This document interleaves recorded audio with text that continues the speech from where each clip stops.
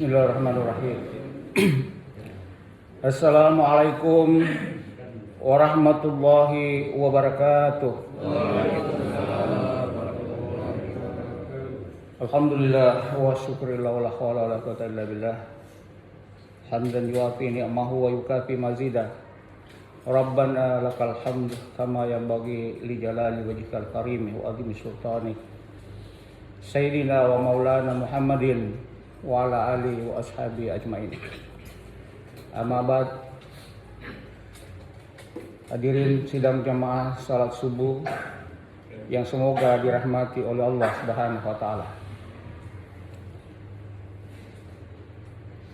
Puji syukur tentunya kita panjatkan kehadirat Allah Subhanahu wa taala, Tuhan yang Maha Kuasa yang senantiasa melimpahkan rahmat dan hidayah kepada kita sekalian, sehingga kita sempat hadir bukan kebetulan, tetapi itu adalah dorongan iman yang senantiasa tumbuh di dalam diri kita masing-masing, sehingga memaksa kita untuk harus hadir di tempat ini ya, yang tidak dimiliki oleh sebagian orang yang sama dengan kita yang seharusnya hadir di tempat ini.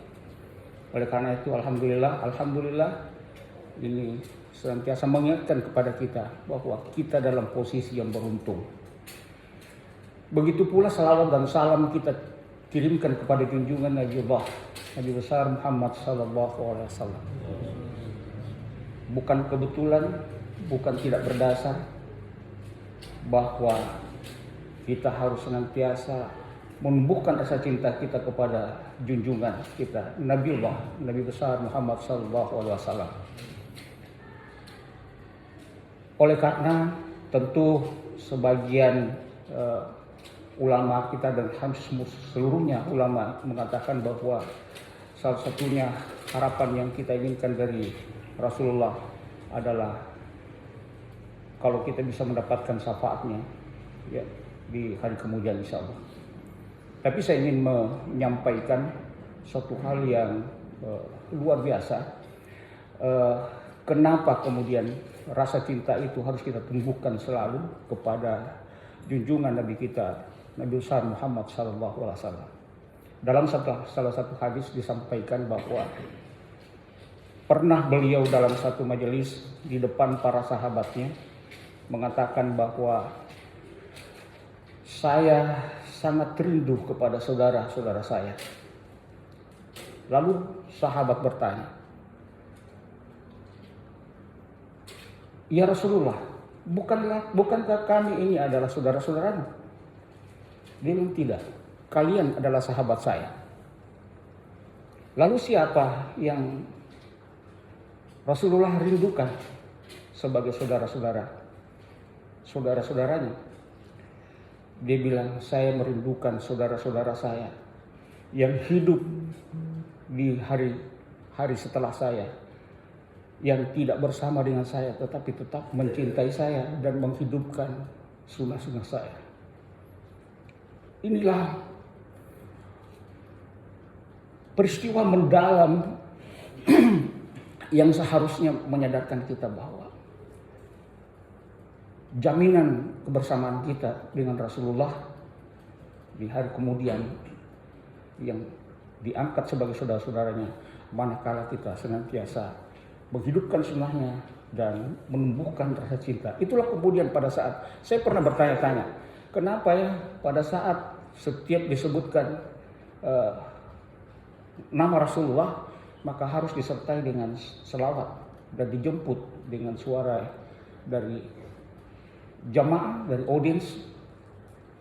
Setiap disebut nama Rasulullah disebutkan Allahumma shalli ala sayyidina Muhammad wa ala sayyidina Muhammad Allahu, atau yang sejenisnya Allahumma shalli wa sallim wa barik dan seterusnya. Ternyata inilah salah satu yang kita ingin tumbuhkan rasa cinta kita kepada Rasulullah sallallahu alaihi wasallam. Hadirin yang semoga dirahmati oleh Allah Subhanahu wa taala. Terlalu banyak yang saya ingin sampaikan tadi malam sebagai mujizat Al-Quran, tetapi waktu sangat terbatas dan saya mencoba melanjutkan pagi ini dengan mengupas sedikit dari apa hubungannya Al-Quran itu dengan kesehatan. Sebagaimana kita ketahui bahwa Al-Quran di samping sebagai kitab suci, tidak hanya sekedar kitab suci, tetapi merupakan pandangan hidup, dasar hidup, ya, the way of life, dia bilang orang-orang Barat. Ya, artinya bahwa semua aturan kehidupan kita itu seharusnya berdasar pada aturan yang disampaikan dalam Al-Quran. Dan semua yang menjadi dasar dari keislaman kita yang disebut dengan rukun Islam diatur dan disampaikan di dalam Al-Quran. Untuk menjadikan kita sebagai muslim yang kafah atau muslim yang sebenarnya. Ya, sebagaimana peristiwa saya sampaikan tadi bahwa dari awal pembenci Al-Quran, pembenci agama Islam yang kemudian dipelajari secara mendalam, akhirnya bukan cuma sekedar mencari kekurangannya, tetapi banyak kelebihannya yang kemudian beliau menyatakan masuk Islam. Hadirin yang semoga dirahmati oleh Allah Subhanahu wa taala. Dari aspek kesehatan, Al-Quran mengatur banyak hal tentang puasa. Ya, sementara kita lakukan sebagai sebuah kewajiban, sebagaimana dalam firman Allah disebutkan bahwa ya ayyuhalladzina amanu kutiba alaikumusiyam kama kutiba alal ladzina min qablikum wa la'allakum tattaqun. Bahwa kita diwajibkan berpuasa sebagaimana orang-orang sebelum kita agar kita bertakwa. Ya, tetapi orang yang bertakwa yang kita dapatkan itu tidak sekedar itu, tetapi malah dari aspek kesehatan juga akan melahirkan orang-orang yang kemudian kondisinya sehat bugar karena puasa. Ya.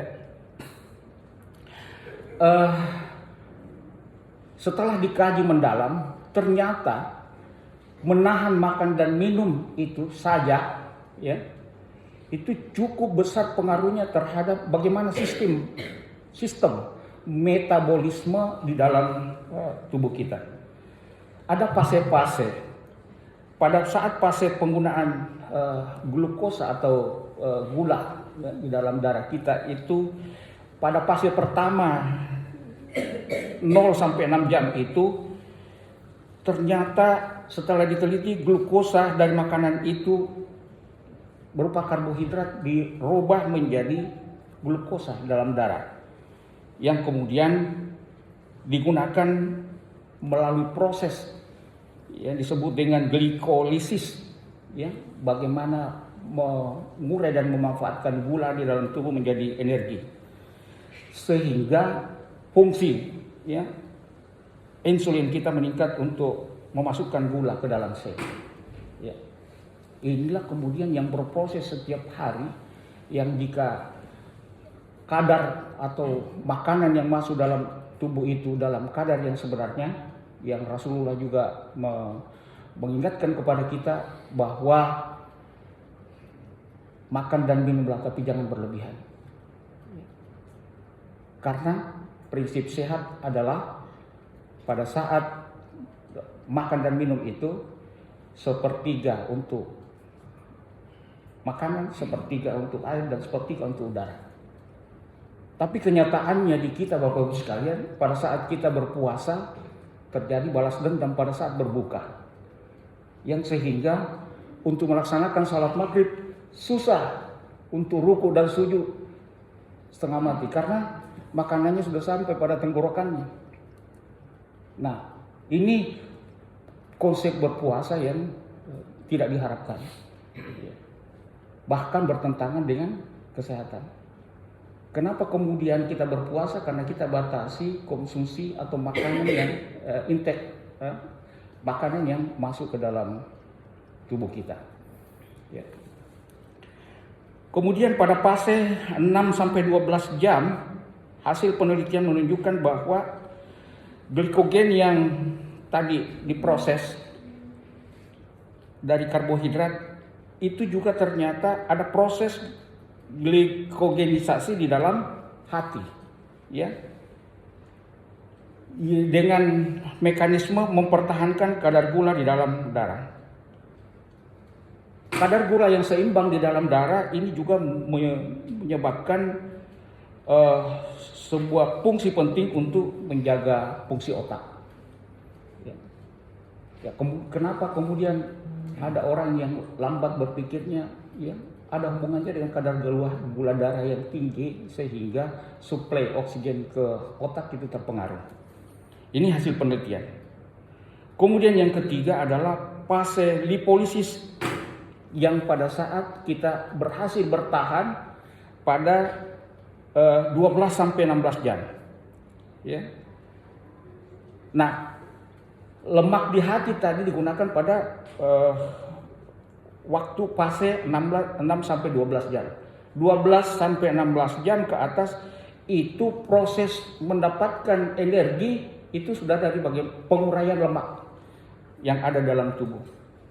Prosesnya adalah trigliserida atau asam lemak, itu yang menjadi indikator utuh bagaimana kondisi kolesterol kita, lemak darah dengan ukuran trigliserid, Bapak Ibu sekalian. Oleh karena itu kita harapkan agar pemeriksaan rutin itu bisa dilakukan untuk mengetahui seberapa besar dan risiko apa yang kita dapatkan dari hasil pemeriksaan kita. Saya setiap melakukan pemeriksaan darah tepi yang ditusuk-tusuk itu kemudian dilihat berapa kadar darahnya, itu saya tenang-tenang saja karena saya tidak pernah melewati batas.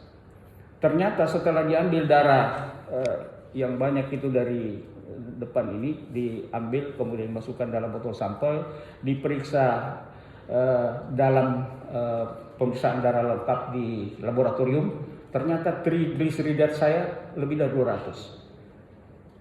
Indikasinya kalau sudah begitu artinya bahwa lemak darah kita itu bermasalah, yang lebih banyak berkontribusi dari pola makan kita. Nah, inilah fungsinya puasa. Kalau trigliserid kita itu tinggi, maka potensi resiko jantung kita sudah ada. Nah, pada saat itu fungsi puasa ini sangat membantu Bapak Ibu sekalian. Itu pada fase 12 sampai 16 jam. Kita kan berpuasa kurang lebih dari 12 jam. Nah, kemudian dari puasa juga ini ternyata hasil penelitian terakhir yang salah satu pemenang Nobel, Nobel itu diperoleh sebuah penghargaan internasional yang tidak sembarang orang mendapatkannya, tetapi karena ada seorang ilmuwan yang betul-betul penasaran seperti apa kontribusi puasa yang dilakukan oleh Muslim ini terhadap sel, ternyata pemeliharaan dan regenerasi sel itu juga sangat besar peranannya pada saat kita melakukan puasa. Yang disebut dengan proses autofagi. Ada terjadi fungsi proses regenerasi sel, mengurangi radikal bebas dan memperlambat penuaan, memperbaiki sistem imun. Jadi kalau mau juga awet muda, seharusnya berpuasa. Puasa yang benar adalah puasa yang didahului oleh niat yang tidak sekedar bertahan, makan dan minum. Kenapa kemudian kita disunahkan untuk sahur? Banyak orang bilang, tidak usah saya bangun sahur deh, karena masih kenyang Kak, dan insya Allah saya bisa bertahan besok. Itu bukan berpuasa, tetapi bertahan saja. Karena prinsipnya yang penting bertahan untuk makan dan minum. Padahal pada saat kita puasa Bapak Ibu sekalian, kita disunahkan untuk sahur dan berniat. Oleh karena di situ janji sel akan terbentuk.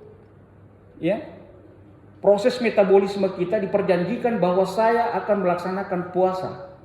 Apalagi sudah diikuti dengan karena Allah. Apa pentingnya Bapak Ibu sekalian? Seluruh sel kita itu siap untuk menerima kondisi puasa itu. Sehingga fungsi-fungsi yang seharusnya berjalan tadi, proses metabolisme, penguraian gula, kemudian penguraian lemak, itu berfungsi dengan baik. Ya. Salah satu contohnya pernah juga saya uraikan pada Ramadan yang lalu, bahwa pada saat kita berniat, maka asam lambung itu close. Dia otomatis tertutup. Yang membuat kita berisiko dengan penyakit mah, Bapak Ibu sekalian, oleh karena asam lambung yang tinggi. Asam lambung itu muncul pada saat ada niat untuk makan. Ya, luar biasanya ini proses yang ada di dalam tubuh. Pada saat kita berniat untuk makan, yang didorong oleh rasa lapar, dikirim ke otak, kemudian langsung sampai ke lambung, segera memproduksi asam lambung. Kenapa? Untuk menjemput makanan yang masuk dan menguraikannya menjadi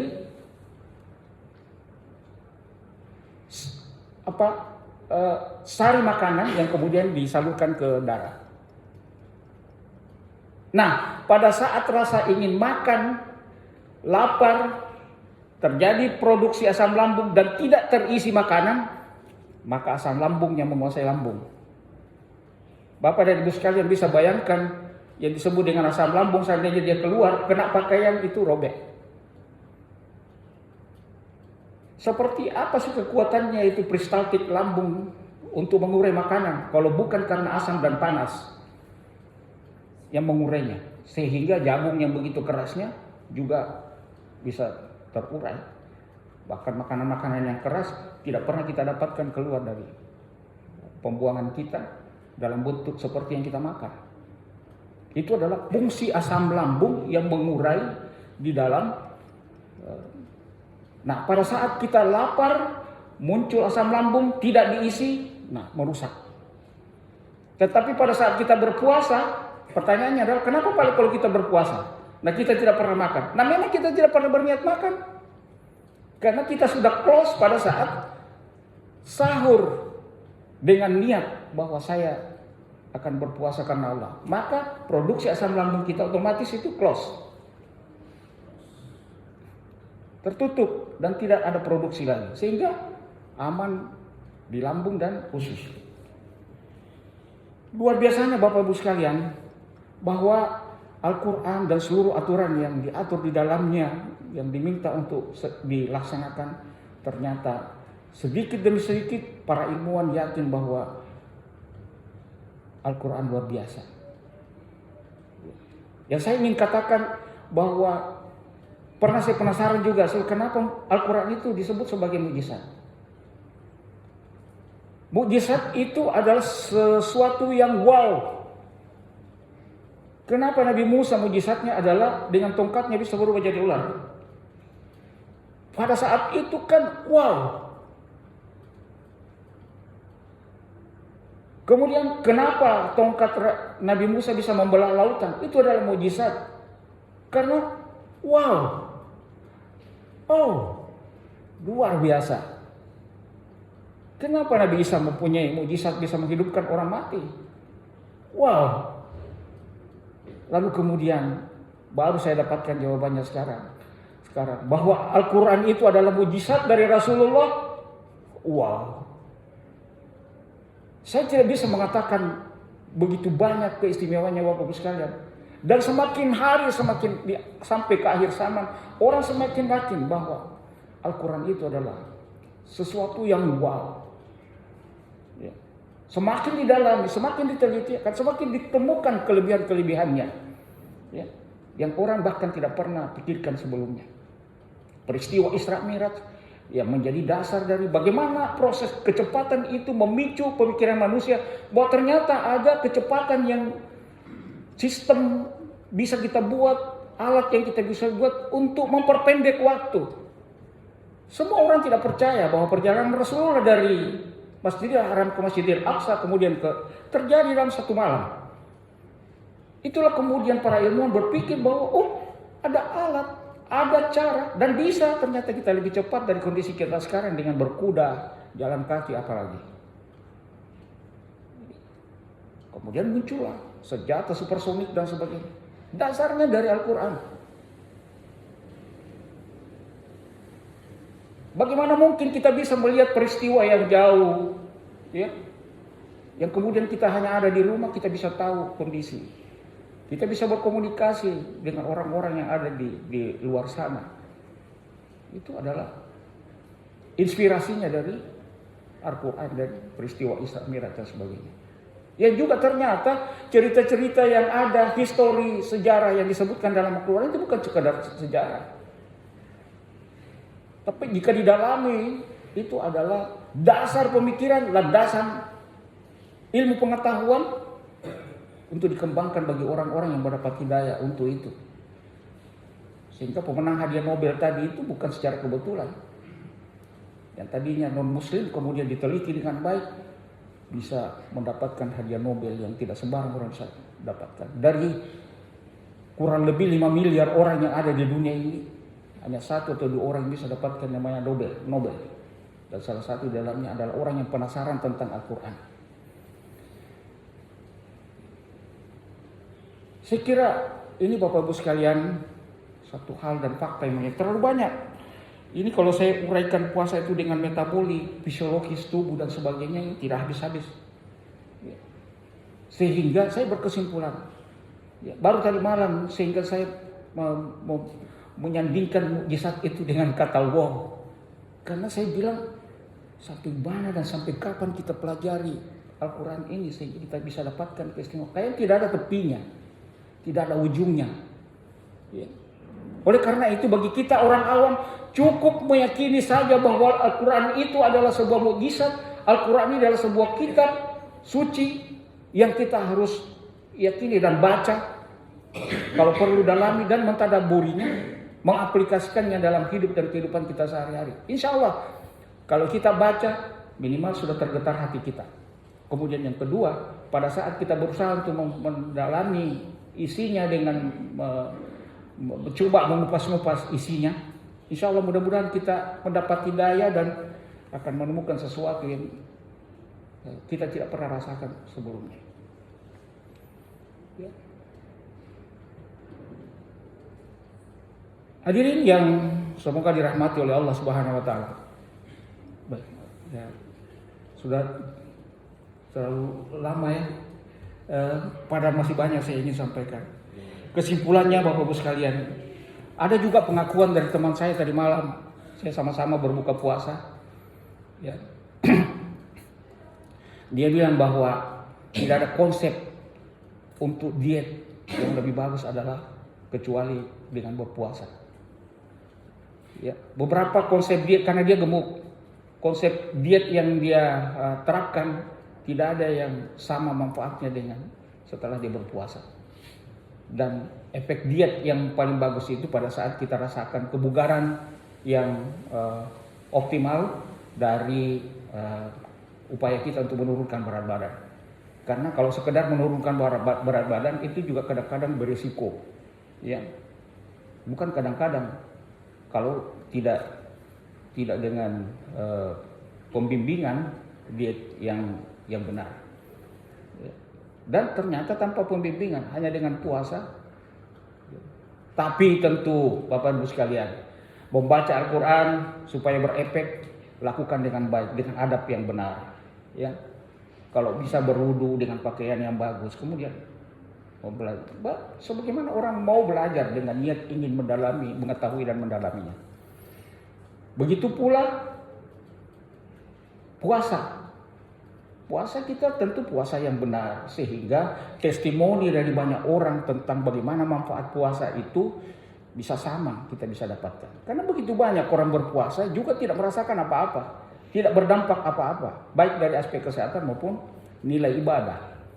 Karena ada tuntunan sudah kita diberikan untuk mempelajari dan melaksanakan puasa dengan benar, lalu kita tidak lakukan. Begitu pula salat. Zakat, ya, zakat, ya kemarin juga saya dapatkan testimoni dari seorang ulama yang tadi yang saya bilang itu lulusan Madinah. Itu ada teman kenalannya dari Madinah yang eh, TKI yang pada saat dia bekerja di salah satu majikan di Arab Saudi yang ternyata penderita kanker serviks ibunya, ya. Tapi setelah pembantu TKI itu bekerja di rumahnya, belum cukup 1 tahun, kemudian dia mendapat telepon dari Indonesia bahwa kondisi anaknya yang dia tinggalkan kasihan semakin parah, ya, karena sakit anaknya ditinggalkan untuk mencari uang, ya. Setelah dapat telepon, dia minta izin sama anak, dia bilang, jam ini gaji kak, saya mau pulang karena anak saya kasihan sakit parah di tanah air, karena belum cukup waktunya. Majikan itu mengatakan bahwa justru sebaliknya, pulang mangko saya bayarkan kau gajimu sesuai dengan kontrak, bahkan saya akan tambahkan. Ini tanpa niat kemauan apa-apa dari majikannya, hanya ikhlas untuk membantu karena keluhannya. Setelah diberikan uangnya, ya, pulang. Beberapa bulan kemudian dia periksa kanker serviksnya hilang. Sehingga dokternya mengatakan, apa yang kau lakukan sehingga yang saya tunggu setelah kamu datang akan semakin parah, karena di dalam pikiran saya kamu tidak akan bertahan sampai 2 tahun. Ternyata setelah pulang, kankernya sembuh dan dinyatakan bebas. Tidak ada indikasi kankernya lagi. Telusur demi telusur, ternyata itu karena sedekahnya tadi yang dia ikhlaskan, ya, karena sesuatu yang penting untuk pembantunya yang jadi TKI tadi.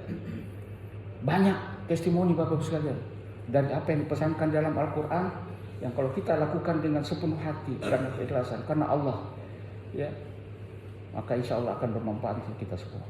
Sekira ini yang saya bisa sampaikan Bapak Ibu sekalian. Mudah-mudahan kita terinspirasi untuk bisa mendalami Al-Quran, mempelajari Al-Quran, mendalaminya, kemudian melaksanakan seluruh yang diperintahkan, ya, menjauhi yang dilarangkannya, sehingga puasa kita ini juga memang betul-betul bisa mengantarkan kita pada kondisi atau tujuan dari puasa itu menjadi la'allakum tattaqun, ya, kita menjadi manusia yang bertakwa. Demikian, semoga ada manfaatnya. Mohon maaf jika ada kekurangan.